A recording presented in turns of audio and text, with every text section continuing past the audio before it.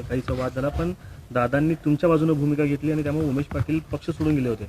आता पुन्हा उमेश पाटील पक्षात आलेत, या सगळ्यांचा जिल्हाध्यक्ष ज्यांना केलं गेलं, या सगळ्यांचा कुठेतरी परिणाम या सगळ्यांमध्ये नाही, त्याचा काय संबंध आहे. मी फार फार फार बारक्या माणसाबद्दल मी फार बोलत नाहीये.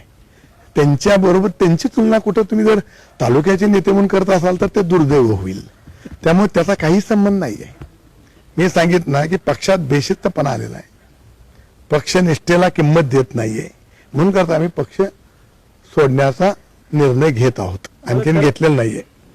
मला खरं तर पक्षांच्या विरोधात काम केल्यानंतर जिल्हाध्यक्ष पदाची बढती मिळते, हा एक नवीन ट्रेंड पक्षामध्ये पाहायला मिळतोय आणि तो कुठेतरी घातक आहे. तो भाजपमध्ये नाहीये, म्हणून आम्ही भाजप पक्ष चांगला म्हणतो. एवढं त्याचं उत्तर आमच्याकडनं. दुसरा एक असा विषय आहे की ठरली तारीख काय ठरायचे, त्याला काय लग्न आहे काय? पण मग मला खरं तर अजितदादांनी या संदर्भात काय आपल्याला विचारणा केली का? कारण त्या बातम्या ज्यावेळेस आल्या अजितदादांकडून काही विचारणा आली का की का जात आहे किंवा जाऊ नाही नाही, मला तर काय अद्याप तर काय नाही. मला अपेक्षा होती.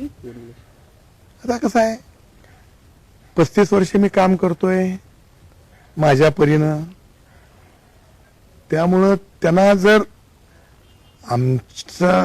आम्ही सोडल्यामुळं काय परिणाम होत नाही असं वाटतं असेल तर ते करणार पण नाहीयेत. आणि मला वाटत नाही त्यांच्या पक्षावर काय आम्ही पक्ष सोडला म्हणून परिणाम होईल असं मला वाटत नाही.